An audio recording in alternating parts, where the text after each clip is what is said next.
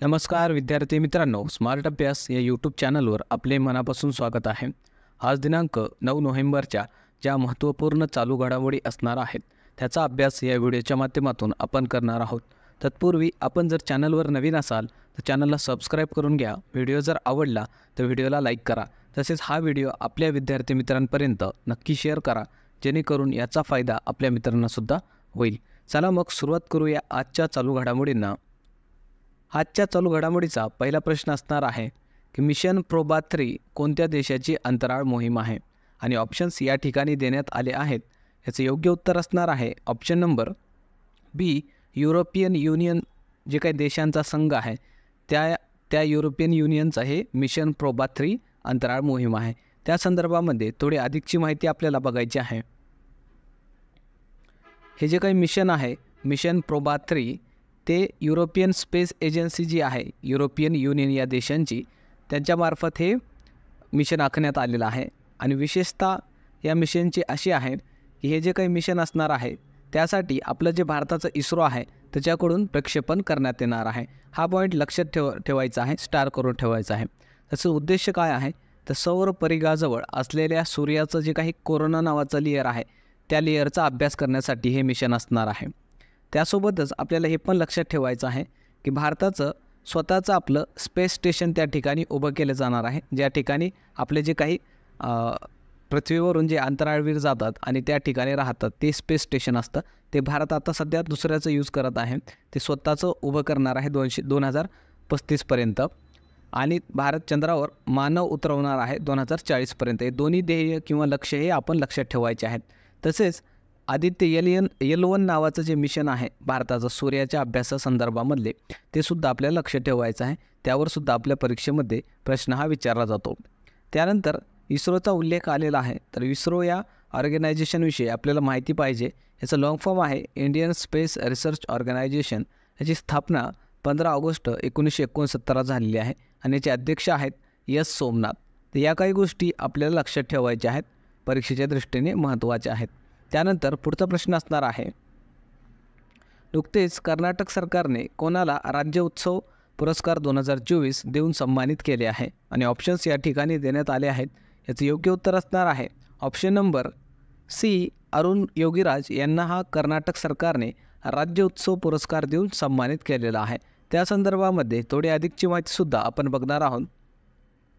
हे जे अरुण योगीराज आहेत त्यांना कलेच्या क्षेत्रामध्ये दिलेल्या महत्त्वपूर्ण अशा योगदानामुळे हा पुरस्कार देण्यात आलेला आहे। यांनीच अयोध्या राम मंदिर जे आहे त्या राम मंदिरामधील जे रामलला मूर्ती होती ते त्यांनी बनवलेली आहे, हे आपल्याला लक्षात ठेवायचं आहे। तसेच जे इतर महत्त्वाचे पुरस्कार देण्यात आलेले आहेत 2024 या वर्षामध्ये, त्याचे विजेते कोण आहेत ते सुद्धा आपल्याला माहिती असणं गरजेचं आहे। जसं मिस वर्ल्ड 2024ची विजेता क्रिस्टिना पिचकोवा ही राहिलेली आहे। मिस युनिवर्स 2023ची विजेता शेनिस पलासियो, ज्ञानपीठ पुरस्काराचे विजेता गुलजार आणि रामभद्राचार्य हे आहेत। MS स्वामीनाथन पुरस्कार BR कंबोज यांना देण्यात आले आहे। 33वा सरस्वती सन्मान पुरस्कार प्रभा वर्मा यांना देण्यात आला आहे। लता मंगेशकर पुरस्कार अमिताभ बच्चन यांना, दादासाहेब फाळके पुरस्कार मिथुन चक्रवर्ती यांना 2022 सालासाठी 2024ला देण्यात आलेला आहे। तर या काही गोष्टी आपल्याला लक्षात ठेवायचं आहे। तसंच जे काही साहित्य अकादमी मराठी बाल साहित्याचं पुरस्कार आहे ते भारत सासने यांच्या शमशेर आणि भूतबंगला या कादंबरीसाठी देण्यात आलेला आहे। आणि साहित्य अकादमी मराठी युवा साहित्याचा पुरस्कार देवीदास सौदागर यांच्या उसवन कादंबरीसाठी देण्यात आलेला आहे।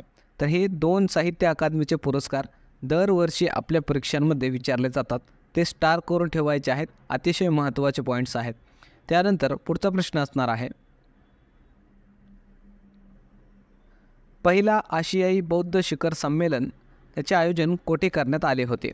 आणि ऑप्शन्स या ठिकाणी देण्यात आले आहेत। याचे योग्य उत्तर असणार आहे ऑप्शन नंबर बी, नवी दिल्ली या ठिकाणी हा पहिला आशियाई बौद्ध शिखर संमेलन आयोजित करण्यात आलेलं होतं। त्या संदर्भामध्ये थोडं अधिकची माहिती आपल्याला बघायची आहे।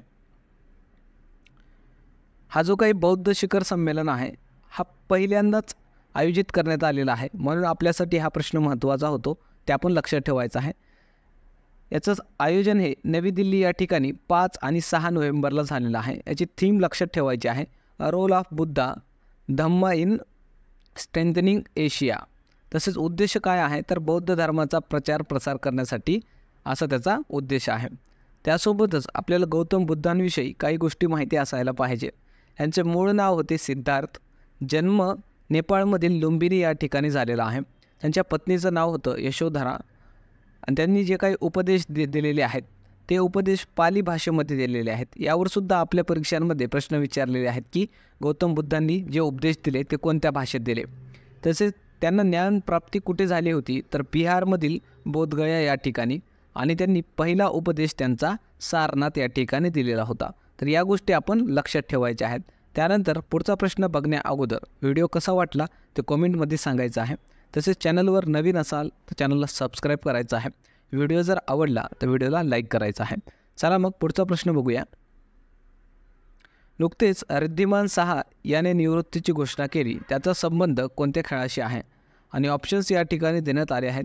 याचे योग्य उत्तर असणार आहे ऑप्शन नंबर ए. क्रिकेटशी संबंधित हा खेळाडू होता मित्रांनो रिद्धिमान साहा. त्याने नुकतंच निवृत्तीची घोषणा केलेली आहे. त्याविषयी थोडी अधिकची माहिती आपण बघणार आहोत. हा जो काही रिद्धिमान साहा भारतीय क्रिकेटपटू आहे. तसेच तो विकेट कीपरसुद्धा होता. 2024 आणि 2025 जी काही रणजी ट्रॉफी होणार आहे त्याच्यानंतर तो निवृत्ती घेणार आहे. आणि त्याच्या कारकिर्दीविषयी जर आपण विचार केला तर त्याने एकूण 40 कसोटी सामने खेळलेले आहेत आणि त्यामध्ये 1353 धावा केलेल्या आहेत. यामध्ये 3 शतकांचा समावेश आहे.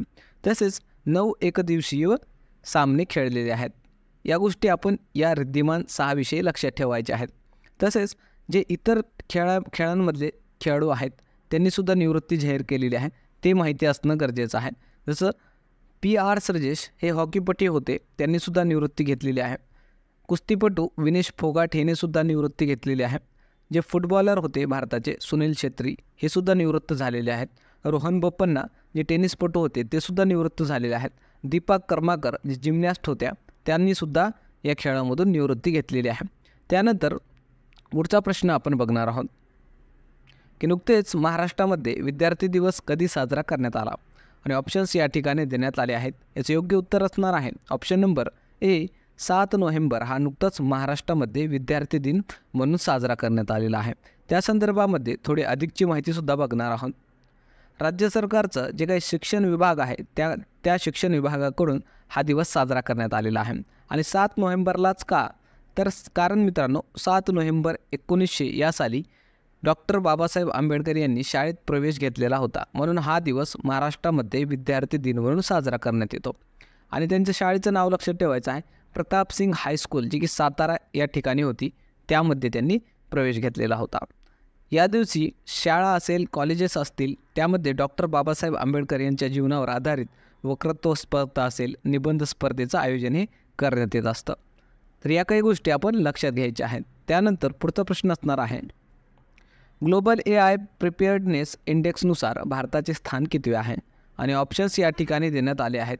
याचे योग्य उत्तर असणार आहे ऑप्शन नंबर डी. 72वा क्रमांक या इंडेक्सनुसार भारताचा आहे. ग्लोबल AI प्रिपेअर्डनेस असं इंडेक्स असं त्याचं नाव आहे. त्याविषयी थोडी अधिकची माहिती बघूया. यामध्ये AI अर्थात आर्टिफिशियल इंटेलिजन्सला कोणत्या देशाने सर्वाधिक वापरात आणलेला आहे त्यानुसार क्रमवारी देण्यात आलेली आहे. आणि त्यामध्ये भारताचा क्रमांक 72वा आहे. हे आपण लक्षात ठेवायचं आहे. आणि हे जे काही इंडेक्स आहे ते जे काही IMF आहे त्याच्याकडून प्रकाशित करण्यात आलेलं आहे. यानुसार 3 टॉपचे देश कोणते आहेत तर पहिल्या क्रमांकावर आहे सिंगापूर, दुसऱ्या क्रमांकावर डेन्मार्क आहे, तिसऱ्या क्रमांकावर अमेरिका आणि भारताचा क्रमांक हा 72वा आहे. तसेच आपल्याला AI विषयी काही पॉईंट्स लक्षात ठेवायचे आहेत. जसं भारतातील पहिली AI शाळा केरळ या राज्यामध्ये सुरू झालेली आहे. भारतातील पहिली AI शिक्षिकासुद्धा केरळ राज्यामध्ये आहे आणि त्याचं नाव लक्षात ठेवायचं आहे आयरिस. आणि भारतातली पहिला AI शहर लखनौ आहे. या काही गोष्टी आपण याविषयी लक्षात ठेवायच्या आहेत. तसेच मित्रांनो आपल्याला जे इतर महत्त्वाचे इंडेक्स आहेत ते सुद्धा लक्षात ठेवायचे आहेत. स्वच्छ सर्वेक्षण झालेलं आहे त्या संदर्भामधले काही पॉईंट्स जसं स्वच्छ सर्वेक्षण अंतर्गत स्वच्छ शहर ठरलेले आहेत. इंदोर आणि सुरत त्यांना संयुक्तरित्या पहिल्या क्रमांकाचा पुरस्कार देण्यात आलेला आहे. त्यानंतर स्वच्छ छावणी महू छावणी ठरलेली आहे. आणि स्वच्छ राज्य हे पहिल्या क्रमांकावर महाराष्ट्र ठरलेला आहे, दुसरा क्रमांक मध्य प्रदेश आणि तिसऱ्या क्रमांकावर छत्तीसगड. तसेच जे काही लैंगिक असमानता इंडेक्स आहे त्यामध्ये भारताचा क्रमांक आहे 108वा. ते क्रमांक आपल्याला लक्षात ठेवायचा आहे. मानव विकास निर्देशांक आलेला आहे, त्यामध्ये भारताचा क्रमांक 134वा आहे. लोकशाही निर्देशांकामध्ये भारताचा क्रमांक 41वा आहे. वर्ल्ड हॅपीनेस इंडेक्सनुसार भारताचा क्रमांक 126वा आहे. ग्लोबल पीस इंडेक्समध्ये भारताचा क्रमांक 116वा आणि ग्लोबल हंगर इंडेक्स त्यामध्ये भारताचा क्रमांक 105वा आहे. तर या काही गोष्टी जे इतर इंडेक्सविषयी आहेत त्यासुद्धा आपल्यासाठी महत्त्वाच्या आहेत. या इंडेक्सवर सुद्धा भारताचा क्रमांक किती आहे ते त्यावर प्रश्न हा विचारला जातो. त्यानंतर पुढचा प्रश्न असणार आहे, राष्ट्रीय कर्करोग जागरूकता दिवस कधी साजरा करण्यात येतो? आणि ऑप्शन्स या ठिकाणी देण्यात आले आहेत. याचं योग्य उत्तर असणार आहे ऑप्शन नंबर सी, 7 नोव्हेंबर हा भारतामध्ये राष्ट्रीय कर्करोग जागरूकता दिवस म्हणून साजरा करण्यात येतो. त्याविषयी थोडी अधिकची माहितीसुद्धा आपल्याला बघायची आहे. कॅन्सर रोगाची लक्षणे आणि उपचारांबद्दल जागरूकता वाढवावी म्हणून हा दिवस साजरा करण्यात येतो. आणि जे काही वर्ल्ड हेल्थ ऑर्गनायझेशन आहे त्याच्या 2018च्या माहितीनुसार जगामध्ये कॅन्सरचे एकूण रुग्ण हे 18 दशलक्ष होते. त्यापैकी एकट्या भारतामध्ये 1.5 दशलक्ष कॅन्सरचे रुग्ण एवढ्या मोठ्या प्रमाणामध्ये आपल्या भारतामध्ये आढळलेले आहेत.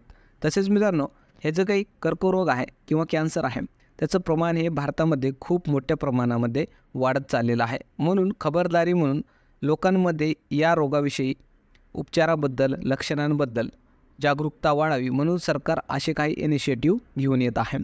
तसेच आपल्याला हे सुद्धा माहिती असायला पाहिजे की हा जो काही कॅन्सर रोग होतो त्या कॅन्सर रोगामध्ये काय होतं मित्रांनो, जे काही आपल्या बॉडीमध्ये सेल्स असतात, ज्या पेशी असतात, त्या पेशींवर, त्याच्या वाढीवर मेंदूचं जे काही नियंत्रण असतं ते नियंत्रण हे आपल्याला पाहायला मिळत नाही. म्हणजे जे अनकंट्रोल अशी ग्रोथ होत असते त्या सेल्समध्ये आणि त्या व्यक्तीला कॅन्सर होत असतो. तर असं काही घडत असतं त्या कॅन्सर रोगाच्या व्यक्तीमध्ये. तर या गोष्टी आपण लक्षात ठेवायचं आहे. त्यानंतर कालच्या ज्या काही आपण घडामोडी घेतल्या होत्या त्याचा एकदा क्विक रिव्हिजन या ठिकाणी घेणार आहोत. पहिला प्रश्न आपण बघितला होता की नुकतेच शारदा सिन्हा यांचे निधन झाले, त्यांचा संबंध कोणत्या क्षेत्राशी होता? आणि ऑप्शन्स या ठिकाणी होते. याचं योग्य उत्तर होतं ऑप्शन नंबर ए, गायन क्षेत्राशी त्या संबंधित होत्या. त्यानंतरचा प्रश्न आपण बघितला होता की नुकतेच केंद्र सरकारने विद्यार्थ्यांना उच्च शिक्षणासाठी कर्ज देणारी कोणती योजना सुरू केली? आणि याचं उत्तर होतं ऑप्शन नंबर बी, प्रधानमंत्री विद्यालक्ष्मी योजना असं त्या योजनेचं नाव होतं. त्यानंतरचा प्रश्न आपण बघितला होता की नुकतेच कोणत्या राज्य सरकारने राज्यातील नोकऱ्यांमध्ये महिलांना 35% आरक्षणाची घोषणा केली? आणि याचं उत्तर होतं option number A, Madhya Pradesh या राज्याने राज्यातील सरकारी नोकऱ्यांमध्ये महिलांना 35% आरक्षणाची घोषणा केलेली आहे. त्यानंतरचा प्रश्न आपण बघितला होता की नुकतेच कोणत्या देशाने जगातील पहिला लाकडी उपग्रह अवकाशामध्ये पाठवला?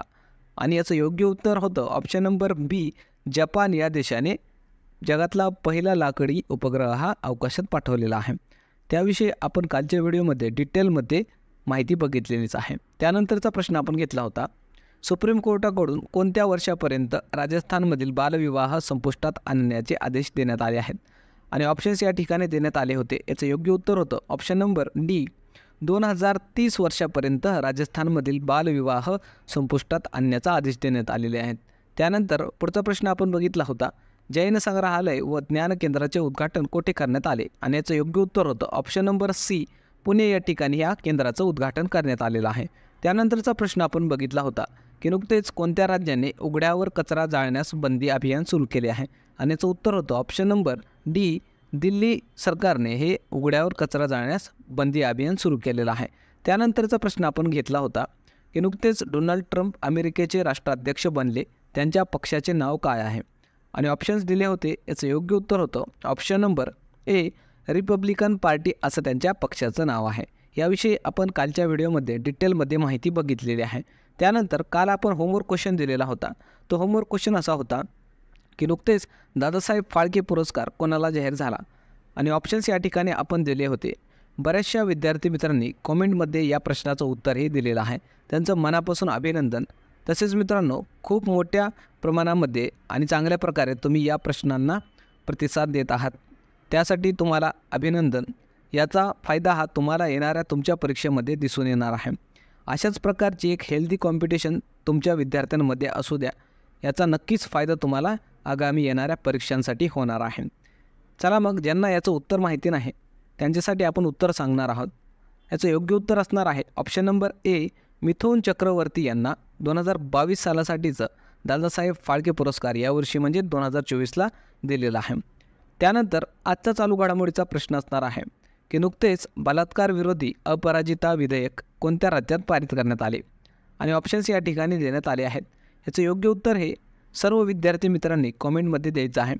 अतिशय सोपा प्रश्न आहे आणि खूप मोठ्या प्रमाणामध्ये गाजलेला मुद्दा आहे. त्यानंतर हा विधेयक एका राज्याने आणलेला आहे. बघूया किती विद्यार्थ्यांना या घडामोडीविषयी माहिती आहे. त्याचं उत्तर हे प्रत्येकाने कॉमेंटमध्ये द्यायचं आहे.